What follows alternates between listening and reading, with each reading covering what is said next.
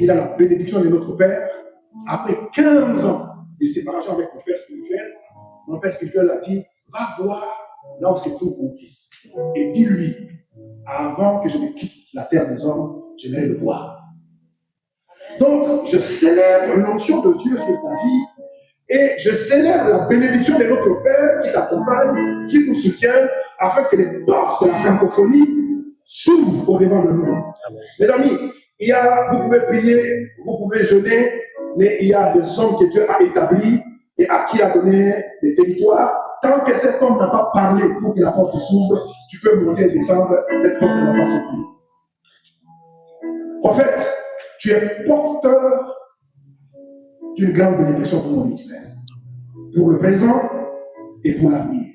Je célèbre l'onction de Dieu sur ta vie, je célèbre ton ministère et je célèbre la bénédiction de notre Père, François Forchelet. Welcome. Merci. Est-ce que vous pouvez que Dieu bénisse son serviteur et qu'il nous fasse beaucoup de cœur, sans toi libre, et que Dieu nous utilise pour nous. Amen. Je suis vraiment ému. Bishop, venez. On va immortaliser ce temps, n'est-ce pas, pour la postérité. Amen. Et un grand frère. Moi, je l'ai connu chez nous, au Congo, je crois il y a 25 ans ou 30 ans, à Lubumbashi. Au fait, il est retourné à l'église où il est né. Il revenait de la France, il est passé par Kinshasa, pour le mariage, et de là, il a laissé notre père, Forchelet, à Kinshasa, il est retourné en France, et il est venu à Lubumbashi. Moi, j'étais dans le banc, il était très beau, très jeune, beau costume, la classe, à l'état pur, vraiment. Je me rappelle bien, c'était un costume pied de poule. Hein. Waouh! Et il est venu, il a parlé quelques minutes parce qu'il retournait à Kinshasa. Il nous a parlé de François Forchelet. Peut-être vous entendez parler, mais c'est un grand. Ce monsieur est très grand. Et moi, j'ai rencontré rarement des pointures de cette dimension dans la prédication. Moi, ça va faire presque 15 ans que je suis à Évidence. Vous savez, vous débarquez dans une communauté. J'ai fait un parcours, j'étais à Kinshasa, je suis allé en Afrique du Sud, où j'ai fait des études théologiques dans une école des Assemblées des Dieux, à Cape Town, en Afrique du Sud. Et j'arrive en France, c'était difficile que je sois reconnu. Alors, c'est par le biais d'un ami qui n'est plus de ce monde, qui m'a présenté François Forchelet. Je débarque dans une communauté, déjà quand vous arrivez dans certains milieux, prophètes congolais, c'est assez compliqué, vous savez. Je trouvais des éminents serviteurs, des pasteurs. C'est une richesse hein, quand on a des membres d'une communauté, des diverses communautés venant de partout. Et dans cette diversité, c'est là que se trouve notre richesse, notre force. Amen. Bon, nous voulons parler de la part du Seigneur. Je suis vraiment honoré. Maman, merci. Quand même, vous me prêtez votre chair. Ouais, c'est Élie qui est grand. Hein? Peut-être vous ne le connaissez pas, mais moi, je le connais. Un peu mieux que plusieurs. Amen. On acclame le Seigneur, s'il vous plaît. Merci. Nous, c'est un jour de fête, n'est-ce pas, de grande célébration. On parle de la Pentecôte, n'est-ce pas? Nous allons intituler notre message « La gerbe agitée ». Nous sommes dans le livre de Lévitique, Lévitique 23, 9. Si un bon lecteur, on nous fait la lecture et nous allons expliquer 2-3 trucs selon la grâce du Saint-Esprit. Pasteur responsable, on vous appelle comment? Élie Chaba. Ouais, je vois une grâce prophétique. Hein? Je veux dire ceci. Prophétiser. Amen. Je dis aimer la prophétie. Amen. Parce que vous devez dépasser votre père, normalement. Amen. Maman, je veux vous dire, vous êtes un palmier. Vous savez, le palmier, il y a tout dans le palmier. Vous êtes capable d'être pilote comme vous êtes là. Vous êtes capable d'être machiniste, d'être ingénieur, vous êtes capable de tout faire. Amen. Chanter, adorer. Amen. Amen. Mais vous devez être toujours à côté de papa, quoi. Parce que bon, il me ressemble un peu, le prophète, parfois on peut passer, on laisse un peu le désordre. Ça peut être prophétique, hein, mais maman est toujours derrière. Acclamons Jésus, là, vous savez, c'est... Bon. Il y a un bon lecteur, quelqu'un peut me faire la lecture, s'il vous plaît, Lévitique 23, 9. Merci. Qui va me faire la lecture?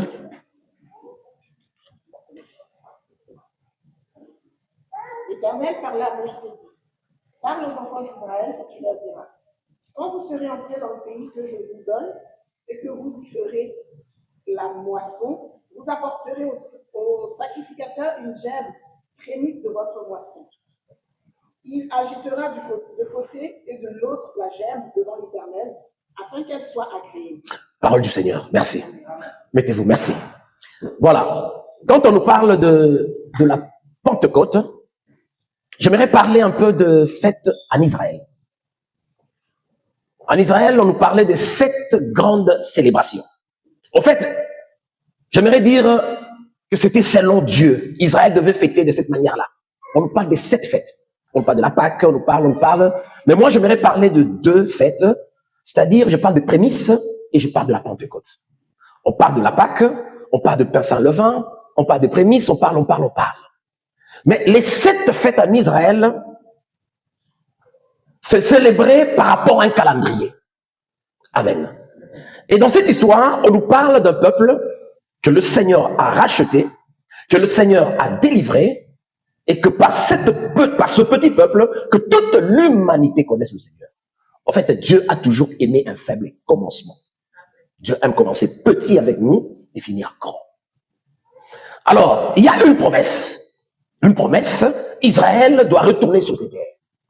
La Bible nous dit, aussitôt qu'Israël arrive sur ces terres, là je vais faire une espèce de rapprochement avec un peu l'histoire de Ruth.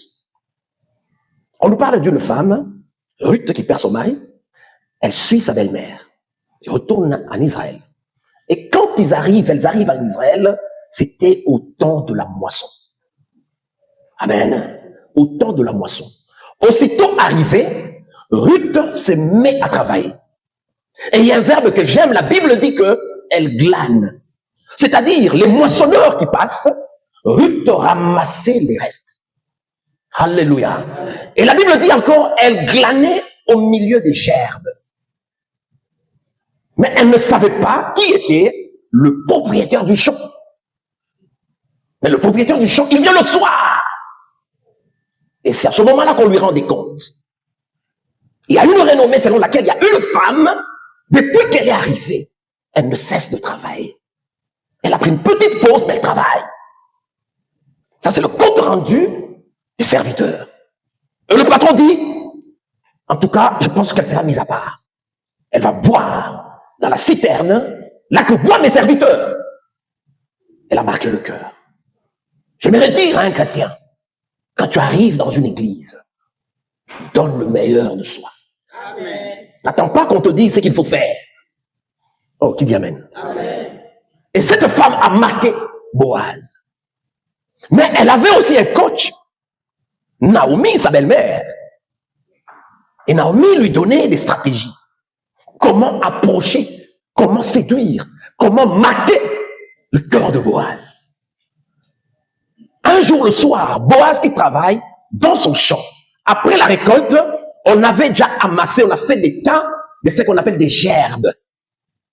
En fait, en Israël, la fête des prémices, en fait, prémices veut dire dîme. Ici, on n'a pas de problème des dîmes, hein? On peut passer là-dessus. Non, c'est-à-dire tout le monde paie sa dîme ici, hein? On n'a pas de problème là-dessus. Ah, bon. Bon, quand même, vous êtes au courant que les gens qui ne donnent pas la dîme n'iront pas au ciel. Vous êtes au courant quand même. Non? Vous n'êtes pas au courant? Non, mais attendez, vous êtes fâché? Ah oui, sentez-vous à l'aise, parce que moi je suis à l'aise. En fait, je vais vous dire un secret. En fait, il y a 2 semaines, on nous fait le compte rendu de comment les offrandes entrent à évidence. Notre père, Pasteur Forchelet, il tient un département qui a plus ou moins 180 personnes. Nous avons des départements où il y a 2000 personnes. Tenez-vous bien. Ils font 17 000 euros des offrandes par mois.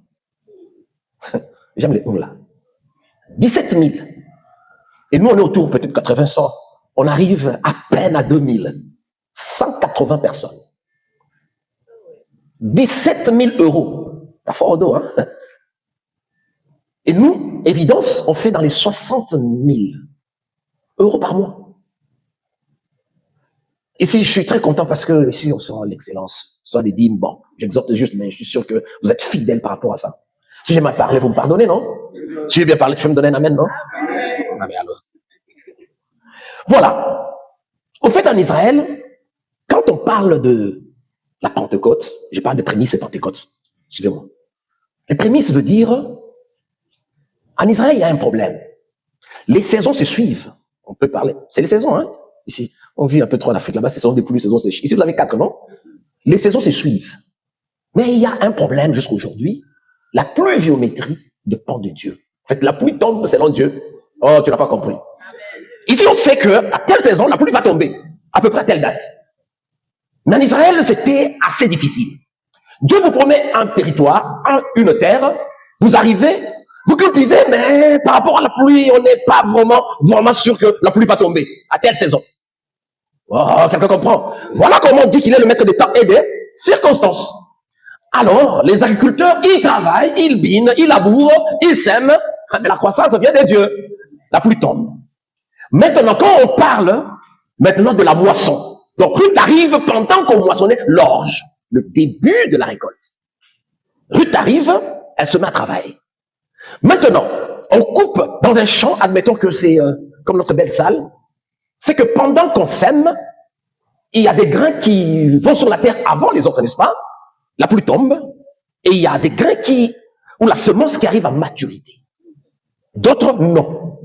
Oh, vous êtes avec moi? Et alors, l'agriculteur, il fait quoi? Il prélève la bonne semence. Alléluia. Il prend ce qui atteint la maturité.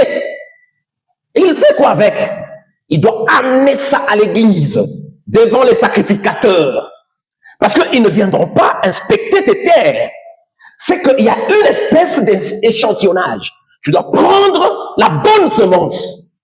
Et on amène cette semence maintenant à l'église. On donne un sacrificateur. Cette semence qui atteint la maturité, ça doit être de l'herbe sèche. Oh, quelqu'un n'a pas compris. Vous voyez comme l'épi de maïs, n'est-ce pas? C'est quand ça jaunit, hein, c'est sec. C'est sec qui est l'image de la maturité. En fait, la semence mature, c'est une semence morte. Oh, Shabra.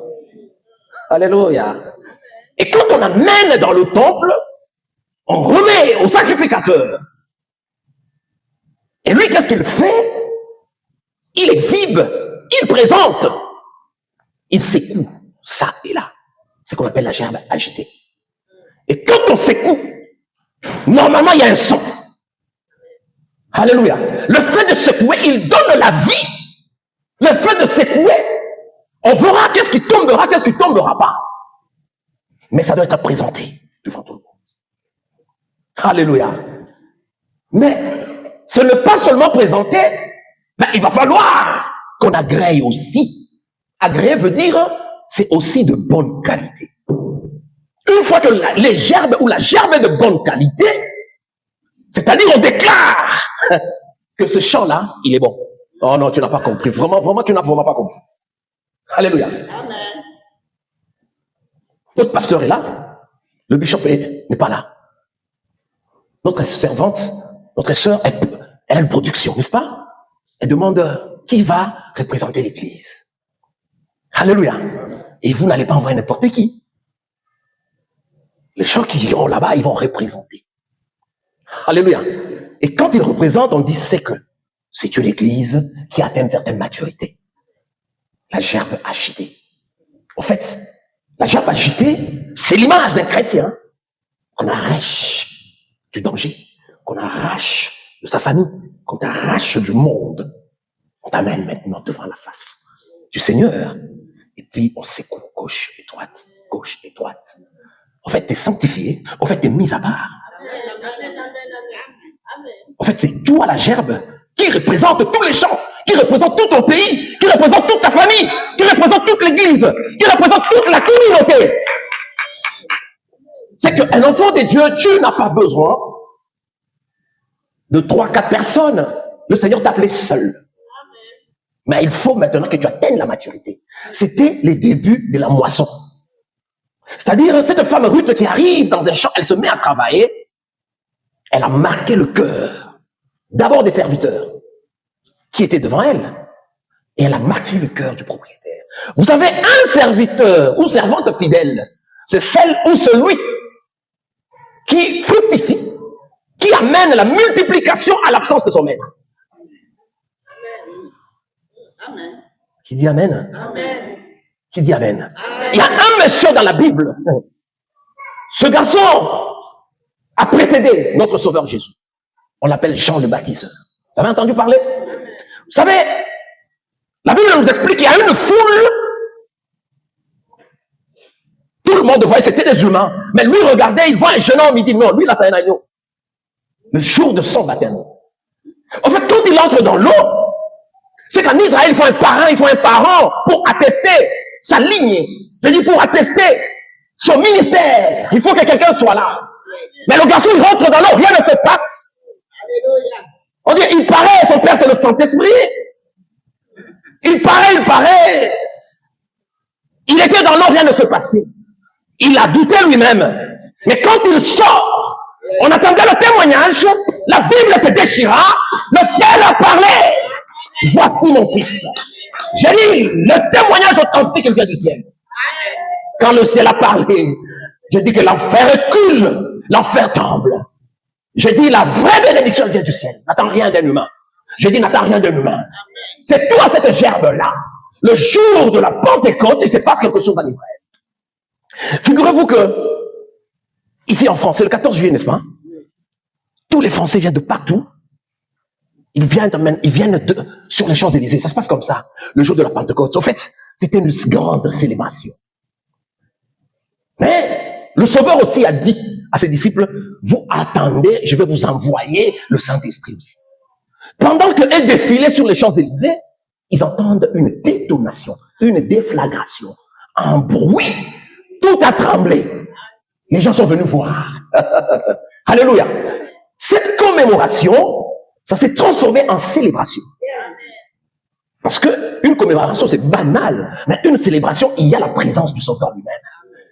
Les gens parlaient dans des différentes langues. C'était l'explosion, la naissance de l'Église. Je veux te dire encore, le Seigneur qui t'appelle, il n'acceptera pas que tu restes sous la table. Amen. Il mérite que le monde te voie et qu'on connaisse ton identité vraie. Parce que la Pentecôte est une fête, c'est la venue du Saint-Esprit. Vous savez, Jésus, quand il était avec ses disciples, oui, ils avaient le Saint-Esprit, entre guillemets, mais ils n'avaient pas la puissance. Alléluia. Avoir le Saint-Esprit, avoir sa puissance, il y a une nuance. C'est la puissance du Saint-Esprit que les anglophones appellent anointing, l'onction. C'est qui nous capacite, c'est qui nous mandate, c'est qui opère le miracle. Alléluia. Et c'est lui qui a l'onction, il appelle à l'existence les choses qui n'existent pas. Parce qu'il est connecté au surnaturel. Ce monsieur Jean-Baptiste, vous savez qu'on l'appelle encore le roseau agité. Alléluia. En fait, à l'époque quand je lisais ça, ça paraissait péjoratif, un roseau agité. Mais en réalité, c'est quoi? Lui prêchait dans le désert. Le roseau, c'est une plante qui pousse dans le désert. Bon oui, au bord de l'eau, n'est-ce pas? Mais c'est que quand tu vois le roseau dans le désert, sache qu'il y a l'eau en bas. Alléluia. En fait, il y a les gens qui connaissent un peu le désert, on parle de mirage. C'est-à-dire, à un moment, tu as l'impression qu'il y a l'eau au loin, tellement c'est une immensité. Tu vois pas très bien. Il y a un effet optique qui fait que tu vois comme si tu voyais pas bien. Mais, au désert, il faut qu'il y ait des roseaux. Pas statiques, mais des roseaux qui doivent bouger. Oh, c'est qu'il faut qu'il y ait la tempête. En fait, la tempête, le vent, c'est aussi l'image des problèmes, n'est-ce pas? Mais tu ne sais pas que toi, il faut que ça t'arrive. Parce que tu dois bouger, parce que tu as un témoignage. Oh, je sais pas. En fait, ça, c'est à vous, ça. Vous voyez, il est grand comme ça. C'est un roseau. Alléluia. C'est que lui, il doit bouger. Il faut le vent. S'il n'y a pas de vent, il casse. Il faut le vent. Il faut qu'il bouge. Mais quand vous venez, il y a l'eau en bas. C'est ça le rôle du roseau au désert. Mais le roseau aussi délimite la frontière entre la terre et l'eau. C'est que le roseau fait que l'eau ne déborde pas. Fait aussi que la terre ne rentre pas dans. Oh, ba. C'est que le roseau, c'est la limite. Le roseau, c'est la frontière. Il dit, vous allez où? Vous suivez le roseau agité? Il parlait de Jean-Baptiste. Pourquoi? Parce que pendant que Jésus opérait, Jean opérait, c'était une espèce de blasphème. Le roi, envoyé de Dieu, il exerce son ministère, toi aussi. Oui, justement parce que il y avait une complémentarité. Justement parce que il fallait qu'à la fin, qu'on sache qui est vraiment qui. Parce qu'à la fin, Jean-Baptiste, la tête est coupée quand même. Il restait une seule tête, Jésus-Christ de Nazareth. Non, je parle du Sauveur. Je parle du ressuscité du 3e jour. Je parle de celui qu'on appelle le Narcisse de Saron, un lit de vallée. Je parle de celui qu'on appelle Elohim El Shaddai. Je parle de Jéhovah Jireh, l'étoile brillante du matin. Je parle du soleil levant. Je parle de Jésus. Vous savez, quand on l'appelle le Narcisse de Saron, ça veut dire quoi? C'est dans la vallée où tout pousse. C'est qu'en Israël, il y avait des problèmes de terre. À un moment, la terre cesse d'être fertile. On fait comment? On coupait une plante qu'on appelle le Narcisse de Saron et qu'on jetait sur la terre. On laisse la terre en jachère jusqu'à ce que la terre reprend la fertilité. C'est lui Jésus. Alléluia. Je dis encore qu'il ramène tout ce qui est mort dans ta vie, qu'il ramène à la résurrection. Je dis qu'il ramène à la résurrection. Jésus-Christ, 3 jours après sous la terre, la Bible nous dit que Jésus était enterré dans un champ. Vous savez pourquoi? Parce que quand Jésus est mort, tout était fermé. On ne pouvait pas ouvrir un cimetière. On prend Jésus, on le met dans un champ, parce que le fruit était enterré, parce que c'était une semence. Oh, tu n'as pas compris. Tu ne pouvais pas enterrer Jésus dans un cimetière. Dans un cimetière, il y a des morts. Jésus fut enterré dans un champ. Parce que c'était une semence. Et 3 jours après, le garçon terrible est sorti de la terre. Le sauveur de tous les temps. Le vainqueur de la croix. Et par la croix, on donna naissance à l'épouse du grand vainqueur, l'Église, par laquelle nous avons l'onction et la puissance. Cette femme Ruth, étrangère, elle marque le cœur de Boaz. Elle va à ses pieds. Elle dort. La Bible dit qu'il y avait des gerbes. Au fait, le problème était que le lendemain matin, Boaz allait aussi aller présenter les fruits de son champ. Suivez-moi bien. Cette femme, elle vient aussi dormir là. Boaz séduit, impressionné. L'histoire change. Parce que le lendemain matin, au lieu de présenter la gerbe, c'était Ruth qu'on a présenté. Oh, chama, Ra. Est-ce qu'il y a des célibataires ici? Non, même vous êtes mariés, il faut révéler les choses. Amen. Papa avait notre projet. À nous, chez nous, on appelle papa bon. On est mariés, chérie, messieurs. Il avait notre projet. Mais maman, la femme, vous savez, c'est la dernière créature qui a vu Dieu. Vous êtes au courant? La dernière créature a rencontré Dieu. L'homme dort, mais quand il se réveille, il dit à Dieu, tu as vu cette fois-ci, il n'était même pas au courant qu'ils se sont déjà parlé. C'est que quand tu vois la femme, tu vois l'image de Dieu. C'est le dernier souvenir de Dieu, c'est chez la femme. Je crois qu'il y avait des mamans ici. Je crois qu'il y avait des femmes en ces lieux. Amen. Amen. Boaz, il a travaillé toute la nuit pendant la récolte, pendant la moisson. Personne n'était sûr que le champ devait être agréé. En fait, Jésus, quand il ressuscite, personne ne touchait Jésus. Il a refusé. Don't touch. Ne me touche pas. Vous savez pourquoi? Parce que c'était l'image des prémices. Il devait d'abord se présenter devant son Père. Pas se présenter et que son Père aussi agrée sa mort et sa résurrection. Autrement dit, que son Père agrée que c'est une offrande. Il ressuscite, c'était pour le témoignage. Ne me touchez pas encore. Je ne me suis pas encore déprésenté devant mon Père. J'ai dit quelque chose, tu vas te fâcher. En fait, ça veut dire quoi? Quand le salaire arrive comme ça, ne touche pas. Présente devant le Père. Amen. Vous savez, je veux vous dire, si tu n'es pas né de nouveau, je ne peux pas donner la dîme. Je t'informe. Non, tu ne peux pas. Il n'y a pas de débat. Si tu n'es pas né de nouveau, dîme. Non, jamais. Au Pessatin, tu ne donnes pas. Même nous, on se bat avec, nous, les hommes des dieux. J'ai quand même l'humilité de reconnaître. Toi, non? Vous jouez à cette histoire-là? Oui. Oui, la dîme. C'est une histoire de naissance nouvelle. C'est là que je dis, tu n'es pas né de nouveau, tu ne peux pas donner la dîme. Impossible. Vous me regardez ici trop. Alors, tu vois la dîme là, tu peux pas donner. Tu t'es pas né de nouveau. Non. Et je viens après la prédication, je pars directement parce que j'ai pas de problème. Vous comprenez? C'est une histoire de naissance nouvelle. Vous savez, chacun doit développer une relation intime avec la personne du Saint-Esprit. Ils étaient tous ensemble. Ils attendaient une promesse. D'abord, il y a l'obéissance. Et vivre ensemble, c'est pas facile, hein? Ils devaient attendre 50 jours. Ils attendaient. Ou comme quoi, il y a un esprit qui va descendre. Nous serons, c'est n'importe quoi, ça. On nous raconte des histoires. Ici, on va dire, oh, laisse tomber. Voilà, c'est l'église, là. C'est quoi ce truc-là? Ils ont attendu parce qu'ils avaient confiance à leur maître. Vous savez, la vie spirituelle, là, c'est le surnaturel. Tu peux expliquer avec les mots. On peut tout démontrer. 60 ans de théologie. Mais tant qu'il n'y a pas l'esprit, il n'y a rien. Il n'y aura rien. Alléluia. Jésus, quand il parlait, il dit, jamais un homme a parlé comme ça. Tout ce qu'il disait, produisait.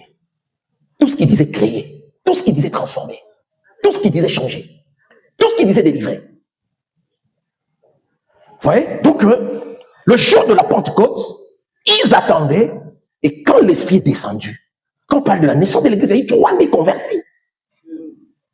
C'est des messages du genre, Dieu t'aime, la personne s'est convertie. C'est pas raba shaka baba, rondo bobo, on prend la tête, on la secoue, shindaba, et puis tu résistes à la fin. Moi, je tombe pas. Amen. Oui, nous croyons à la puissance du Saint-Esprit. Parce que la puissance du Saint-Esprit, c'est la loi de la multiplication. Là qu'il y a l'Esprit, il y a la multiplication. Parce que vous savez, la température de l'Église, on l'en prend par 3 choses. Les offrandes. C'est l'image de la maturité d'une église. Les baptêmes et le nombre, la croissance numérique. Mais d'abord, c'est les offrandes, je vous dis. Oui. Si une église mature, pourquoi? Le Seigneur aime ce que nous aussi on aime. Là, c'est tout ton cœur. C'est tout ton trésor. En fait, en Israël, quand on venait avec la gerbe, on rendait à Dieu ce qu'il nous a donné. Parce que il suffit de tout manger. Tu n'es même pas sûr que l'année prochaine, ton champ va produire. Parce que c'est lui qui envoie la pluie quand il veut. Oh, tu n'as pas encore compris. Ici, tu vas arroser. Et à la Seine, tu vas puiser l'eau, tu vas arroser. On fait le forage. On sait quand il pleut ou il pleut pas. En Israël, non. Parce que leur vie dépendait de Dieu. Leur champ dépendait de la pluie qui vient d'en haut. Ben, tu manges toute la semence, avec quoi tu vas semer la prochaine saison. Oh, tu n'as pas encore compris. Ce qui fait que ces gens n'avaient pas de choix. Une fois qu'il y a la moisson, ils vont avec présenter au sacrificateur. Figurez-vous qu'on prend la gerbe comme ça, on secoue, il n'y a aucun son. C'est que le champ là, on déclasse. Oh, tu n'as pas compris. Tu comprends? Oui, le maître des temps et des circonstances. C'est lui qui envoie la pluie. C'est lui qui donne la semence. Parce que, une fois que le champ est agréé, c'est-à-dire tu as aussi la qualité de la récolte, tu as la qualité de la moisson. La part de Dieu tu donnes, mais il y a une semence avec laquelle tu vas encore s'aimer à la prochaine saison. Jésus, on l'appelle la pluie de l'arrière-saison. Ça veut dire, une première pluie quand elle tombe, elle ramollit la terre. La semence est sous la terre. Mais la deuxième, c'est celle qui fait croître. C'est lui, Jésus. Non, j'ai dit la croissance, c'est lui, non? Non, j'ai dit la multiplication, c'est lui. J'ai dit l'excellence, c'est lui. J'ai dit la grandeur, c'est lui. J'ai dit la différence, c'est lui. J'ai dit la prospérité, c'est lui. En lui habitait corporellement toute la divinité. Il débarque, on voit un Dieu en sandales. Ah! Qui est ce Dieu en sandales est unique? Bien que c'est sans couture. C'était un garçon ordinaire, il n'avait rien pour attirer. Mais quand il parlait, il criait. Il était plus grand que Salomon. En Israël, quand on parlait de Jacob, c'était des grands. Mais Jésus dit que moi, je dépasse toutes ces personnes-là. Quel blasphème, parce que lui était l'égal des dieux. Il parle de son empreinte. Aujourd'hui, on nous parle de police scientifique, nani. Non, Jésus déjà, il avait déjà l'empreinte. Nous, on connaissait déjà ça, l'empreinte. Maintenant, c'est la police qui découvre. Nous, on est en avance. Tout ce qui existe a déjà existé. Mais malheureusement, l'Église est dans une position où nous subissons. C'est une Église qui réagit à ce qui se passe dans le monde. Parce qu'on a perdu le leadership. On a perdu. Je me rappelle l'époque quand on commençait le Covid, là, il y a eu des prophètes qui sont venus, des messages prophétiques. Dieu a dit, c'est la fin du monde. N'est-ce pas le Covid est passé? Pourquoi on n'a pas vu ça avant? Ce n'est pas parce que nous sommes incapables, parce que nous limitons Dieu. Il me reste combien de temps, s'il vous plaît? Moi, je ne sais pas calculer, c'est compliqué aux histoires de 5?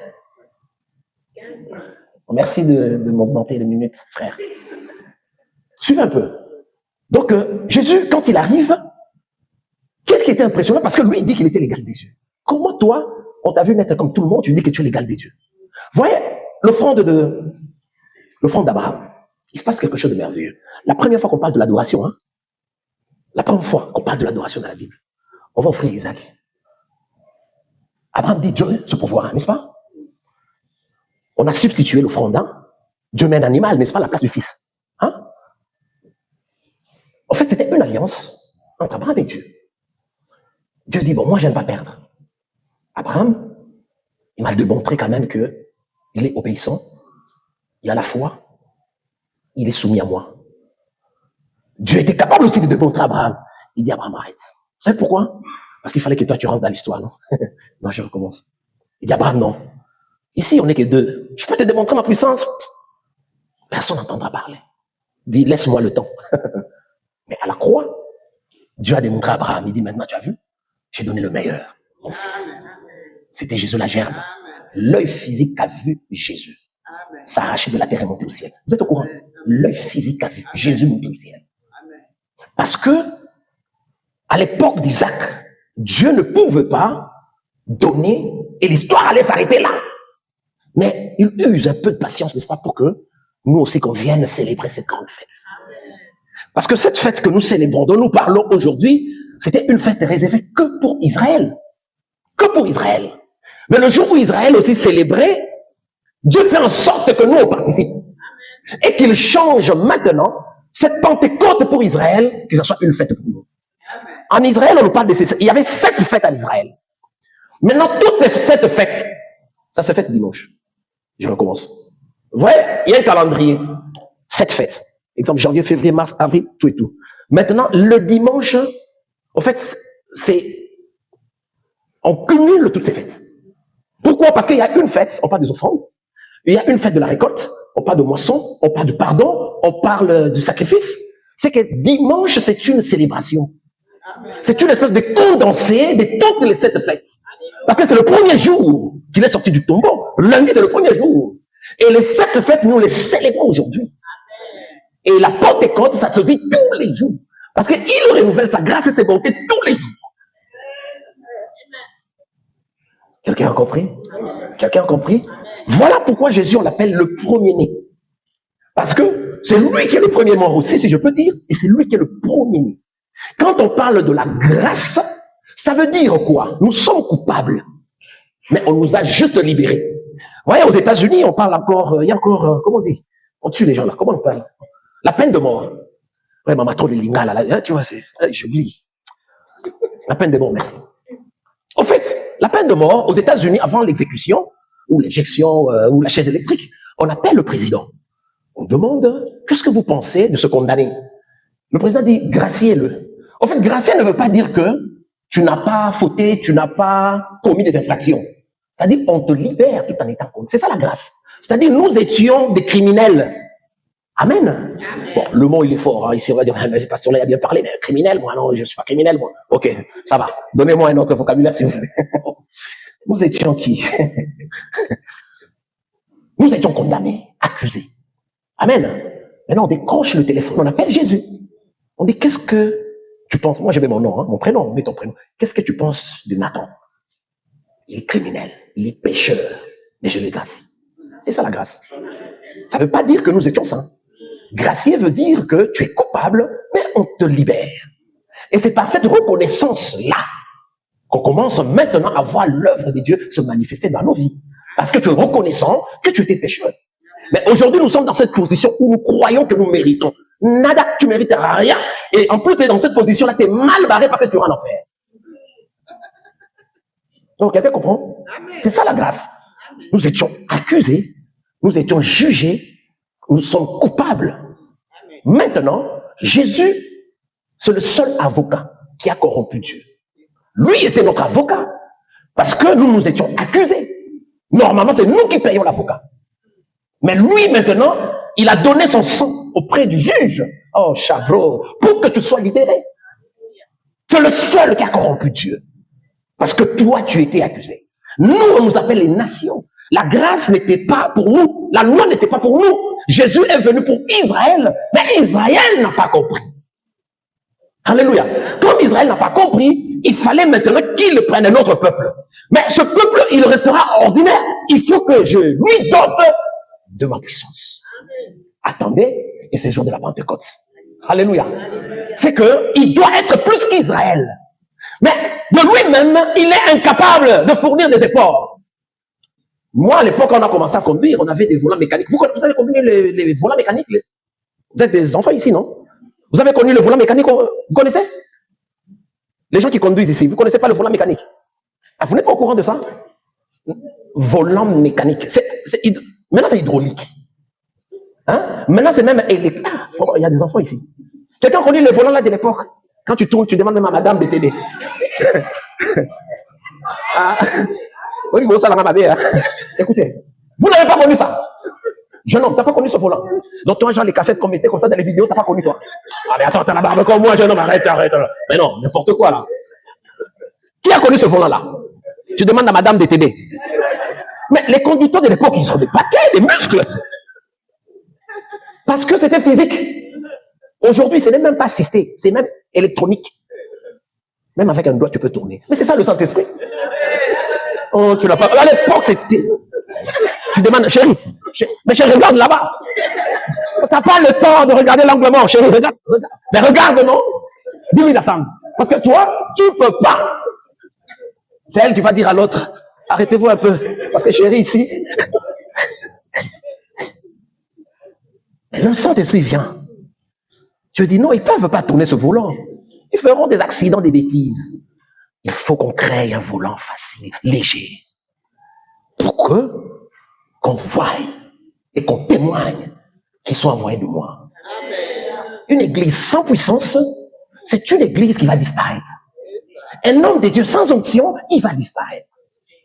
Vous comprenez? Voilà, la Pentecôte, c'était ça.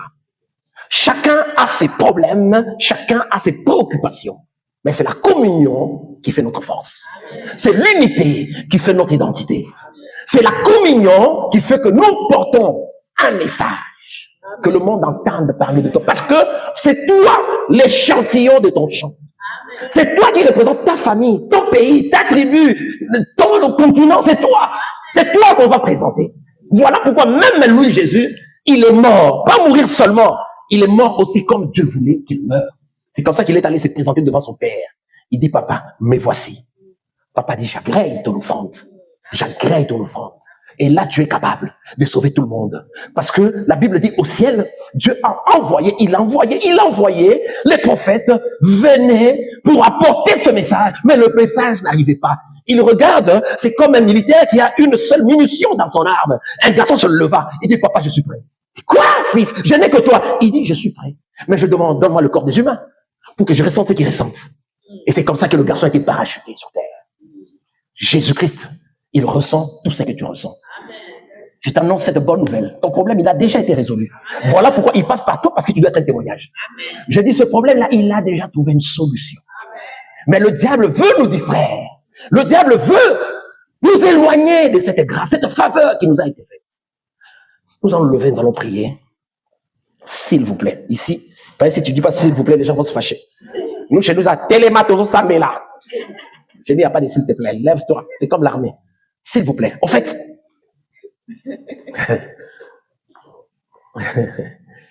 merci Seigneur. Nous disons merci Seigneur parce que que tous ceux qui sont malades soient guéris au nom de Jésus. Toi qui as des douleurs de dos, manque de sommeil, je dégage, je chasse au nom de Jésus. Je vois une turbulence dans un couple. Vous savez, dans un couple, on demande pardon même quand on croit avoir raison. Je recommence. Que l'humilité habite ton couple. Que tu sois le premier à demander pardon. Tu gagneras ton prochain. Cette église est appelée à l'excellence, à la grandeur. Je ne vous connais pas, mais je sais qu'il y a des personnes de qualité en ces lieux. Moi, je crois au ministère de prophétique. Je crois à la grandeur. Je sais que le Seigneur veut nous amener dans l'excellence. Ma prière, le vœu de mon cœur, que tu vives la Pentecôte aujourd'hui à jamais. Que l'Esprit vienne t'assister. Que l'Esprit te conduise, que l'Esprit se révèle. Que le surnaturel soit ton partage. Tu t'es battu longtemps seul. Voilà pourquoi est-ce que Boaz venait le soir Le Seigneur au jardin venait le soir. Le soir veut dire que tu as beaucoup travaillé, tu es fatigué. C'est là qu'il vient nous visiter. Éternel, ta grâce nous suffit. Je bénis ton peuple.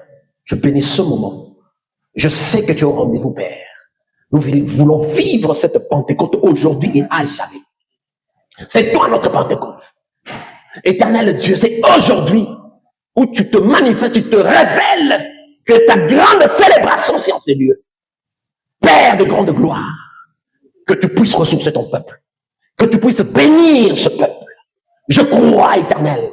La Bible déclare, il y a celui qui sème, c'est lui qui arrose, mais la croissance vient de toi. Que cette parole croisse. Bénis tous tes serviteurs et servantes, ô Éternel, et ceux qui sont fidèles aux dîmes et aux offrandes, que la loi de la multiplication les accompagne. J'ai détruit la médiocrité, j'ai détruit la petitesse, j'ai détruit la distraction, la divagation, au nom de Jésus de Nazareth. Que la loi tombe, que les principes des humains tombent, que l'honneur, la puissance te révèle, parce que tu es Dieu. En ton nom, Père, nous avons ainsi prié. Amen. Nous acclamons le Seigneur.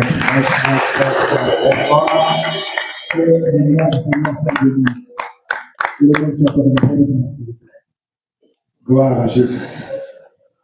Prophète Nathan, merci. Merci d'être venu, merci pour la parole. Que Dieu bénisse ton ministère et qu'il te fasse beaucoup de bien. Tu es une source de bénédiction.